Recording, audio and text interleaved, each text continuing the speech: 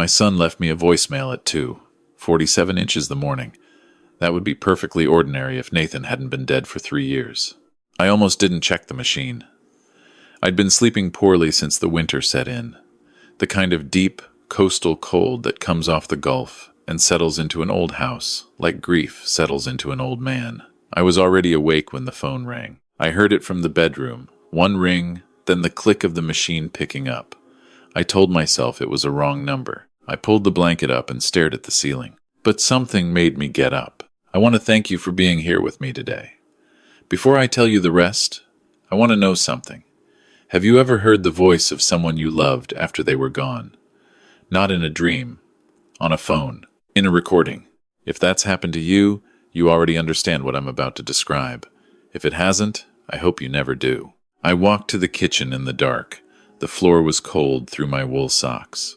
The answering machine on the counter showed one new message. The number on the screen was Nathan's cell. The same number I'd kept in my contacts for 3 years because I couldn't bring myself to delete it. The same number the phone company had recycled and reassigned 16 months after he died. My hand hovered over the play button for a long time. I pressed it. There was a sound, like wind first, or maybe static. And then his voice, low and careful, the way Nathan spoke when he was trying not to wake the house. Dad, I need you to listen. Don't sign anything. Not yet. And then a pause. And then 4 words I hadn't heard in 3 years. The tide comes home. I grabbed the counter. That phrase. We'd made it up together on a fishing trip when Nathan was 11 years old. A bad storm came up fast on the bay, and we had to run the boat in with the waves pushing us from behind. Nathan had been terrified. I told him the water wasn't trying to drown us. It was trying to bring us home. From then on, whenever one of us was worried or scared or needed the other to know something was real, we said it. The tide comes home. I never wrote it down. I never told anyone. Not my ex-wife.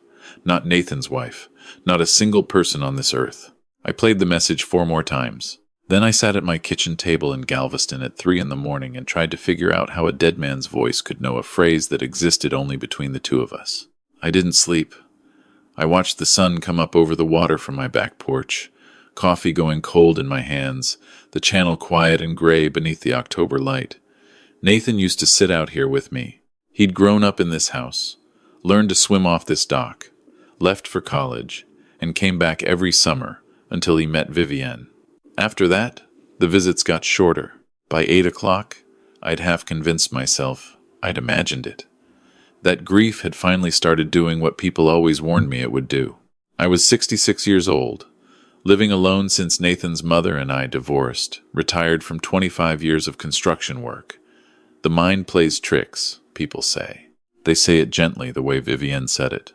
She arrived at 9:15. She drove a white Mercedes that looked wrong in my neighborhood, parked it carefully in front of my house, and came up the porch steps in a blazer and slacks, heels clicking on the wood. My daughter-in-law, my son's widow. She was 41, sharp-featured, the kind of woman who always looked like she was standing in better lighting than everyone around her. "Walter," she said, and smiled. "I heard you had a rough night. I was worried. How would you know that?" The smile didn't waver. "Your neighbor Gerald mentioned your lights were on at all hours. He texted me. He knows I keep an eye on you." I didn't know Gerald had her number. That landed somewhere in my chest and stayed there. She came inside without being invited. She did that, small things like that, so smoothly that you couldn't object without feeling unreasonable. She made herself coffee and sat down across from me at the kitchen table like it was her kitchen. She had a folder with her. She set it on the table between us. "I need to talk to you about the cabin," she said. "The property taxes are overdue and the estate has been sitting in limbo for too long. It's not good for either of us. I just need your signature on the transfer so we can finally close this chapter." The cabin was on a lake about 90 miles north of Galveston. Nathan and I had bought it together 12 years ago. A small place on the water, just enough for fishing and quiet. We'd split it 50-50. When Nathan died, his half should have gone to Vivienne through the estate. But there was a clause we'd written into the deed together, a right of survivorship that gave me the option to buy back his share before any transfer. Vivienne had been asking me to waive that right for 2 years. I'd been putting her off because something about it never sat right with me. "I'm not signing anything today," I said. Something moved in her eyes. Very quick, very small. Then the warmth came back. "Of course," she said. "I understand. You've been through so much." She reached across and patted my hand. "I'm worried about you, Walter. Gerald said you've been talking to yourself on the porch, that you seemed confused last week when he stopped by. These things can creep up on us." "I'm not confused. I know you feel that way." She stood, straightened her blazer. "Just think about what's best going forward. For both of us." She left the folder on the table. She was gone before I could say another word. I sat with that folder for a long time without touching it. Then I went to the garage. Nathan had left a box of things here the last time he visited, about 2 months before he died. Tools, mostly, old fishing gear. A few things he'd stored when they moved into Vivian's house, and there wasn't room. I'd never gone through it carefully. I'd opened the top once, seen his handwriting on a masking tape label, and closed it again. I pulled the box down from the shelf and set it on the workbench. Underneath the socket wrench set and the tangled fishing line and an old tackle box, wrapped in a shop rag, was a small, black thumb drive. I almost threw it back. Instead, I held it in my palm and thought about the voicemail. "The tide comes home." I took the drive inside and plugged it into the old laptop I kept on the desk in the spare room. There was one folder on the drive. It was labeled with my name. Inside were 6 audio files. Voice memos, the kind you record on your phone. The first one was dated 14 months before Nathan died. I put on my reading glasses and pressed play. His voice came through the laptop speakers, and I had to hold the edge of the desk. "Dad, I don't know if you'll ever hear this." He sounded tired, not like himself. "There's some things I've been too ashamed to say out loud, and I figured maybe I could say them to a machine." He exhaled. "Vivian moved money out of our joint account last month, $40,000 into an account I didn't know existed. When I asked her about it, she said I was misremembering, that I had agreed to it and forgotten. I know I didn't agree to it. I know what I remember." I listened to all 6 files without stopping. They stretched across the last 14 months of my son's life, each one a little darker than the last. Vivienne questioning his memory of conversations they'd had. Vivienne telling him he'd agreed to things he hadn't agreed to. Vivienne saying that his perception of reality had always been unreliable, that his father, meaning me, had the same problem, that it ran in the family. She was a real estate attorney. She understood language, how to use it, how to make something sound reasonable when it wasn't. In the 5th recording, Nathan said, "She told me that if I tried to leave, she'd have me declared mentally incompetent." She said she had documentation, therapy records she'd arranged, statements from a doctor friend of hers. She said no one would believe me over her, that I'd lose everything. In the 6th and last recording, dated 3 weeks before his death, he said, "If something happens to me, don't let her have the cabin, and don't believe the story she tells. Dad, I need you to ask questions. The tide comes home." I turned off the laptop. I sat in the dark spare room for a while. Nathan's old baseball trophies were still on the shelf above the desk. I stared at them and tried to breathe. My niece Carla answered on the 2nd ring. Carla was 28, my younger brother's daughter, and the sharpest person I knew. She worked in cybersecurity for a firm in Houston, drove up to see me every few months, called me every Sunday. She was the one who'd sat with me at Nathan's funeral when I couldn't stand up straight anymore. She hadn't liked Vivienne from the beginning, and she'd never been shy about saying so. I played her the recordings over the phone. When the last one ended, there was a long silence. "Uncle Walter," she said, her voice careful, "I'm coming over." She was there by 4 in the afternoon. She listened to everything I told her. The voicemail, Vivian's visit, the folder with the transfer papers, the thumb drive. She took notes on her phone with that quiet, focused energy she had, the kind that meant she was already 3 steps ahead of the conversation. "Those voice memos are evidence," she said, "but they're not enough on their own. We need to understand what actually happened to Nathan." The official finding was suicide. He'd been found at the base of the Pelican Bridge in Kemah on a Tuesday morning in late November, 3 years ago. His car was parked at the bridge. There was no note. The medical examiner ruled it consistent with a fall, and the police closed the case within 6 weeks.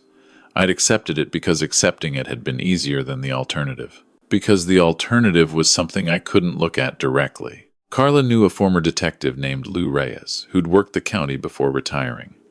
She called him that evening while I made dinner, and he agreed to look at the case file as a favor. He called back 2 hours later. "Uncle Walter," Carla said, setting her phone down on the kitchen table. Her face was steady, but her jaw was tight. Lou said there were inconsistencies. The toxicology showed a sedative in Nathan's blood. A high dose?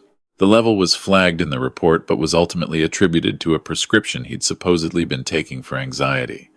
Carla looked at me. "Did Nathan take sedatives?" "Never," I said. "Nathan didn't even like taking ibuprofen. The prescription was written by a Dr. Harlan Freed. He has an office in Clear Lake. He also happens to be a personal friend of Vivienne's. Lou found photos of them at the same charity event, the same golf club membership." She paused. "Lou thinks the sedative could have incapacitated Nathan before the fall." The kitchen was very quiet. Outside, the wind was coming off the water, and I could hear it moving through the eaves of the house, the way it always did in October. "She wanted the cabin," I said. "She wanted the life insurance. Nathan told me in those recordings he'd taken out a policy. She would have been the beneficiary." $1.5 million, Carla said quietly. "I looked up the policy. Nathan took it out 18 months before he died. Lou says that's not unusual in a case like this." I thought about Vivienne sitting across my kitchen table that morning. The folder. Her careful voice telling me I seemed confused. Gerald calling her to report my lights were on. How long had she been watching me? And why? What was I still in the way of? "The cabin transfer," Carla said, as if she'd heard me thinking. "If Nathan's death is ever reclassified as a homicide, the estate opens back up. Everything gets scrutinized again.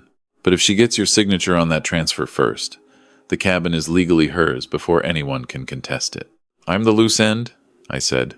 "You're the last person who could ask the right questions," she said. "And you now have recordings that could undo everything she's built." That night, sitting at my kitchen table while Carla worked on her laptop, I received a text message from a number I didn't recognize. It said, "Mr. Ashworth, please don't trust what she tells you. I know things about what happened to your son. My name is Devin. I need to talk to you." Carla looked at the number. She ran it through some database on her laptop, the kind of thing I didn't ask too many questions about. The number came back registered to a man named Devin Cole, age 32, address in Kema. She pulled up his social media profile and turned the screen toward me. I stared at the photograph for a long time. The man looking back from the screen had Nathan's jaw, Nathan's coloring, Nathan's way of standing with one shoulder slightly lower than the other. He was not my son, but if I'd seen this man across a crowded room, I would have walked toward him without thinking. "Who is he?" I said. "According to this," Carla said, "he was Nathan's college roommate for 2 years at UT. She scrolled. They were close. Fell out of touch after graduation. She looked at me. Vivienne would have known him. We texted back. Devin agreed to meet us the following morning at a diner in Kema, away from Galveston, away from Gerald and his neighborhood watch and whatever else Vivienne had arranged around my life. Devin was already there when we arrived, sitting in a corner booth with his hands wrapped around a coffee mug. Up close, the resemblance to Nathan was striking and painful.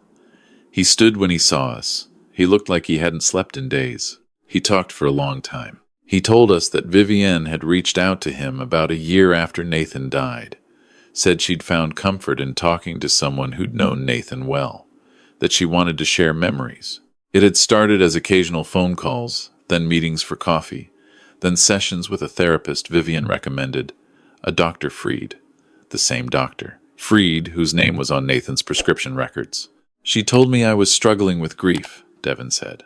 "That I was experiencing delayed trauma response and that the therapy would help." He looked down at his coffee, looking back. The things she did in those sessions. She told me my memories of Nathan weren't accurate. That I'd misremembered things about our friendship. That I'd always had a pattern of distorted thinking. He shook his head. I started to believe her. I started to doubt everything I remembered about him. "About 6 months ago, I started pulling back," he said.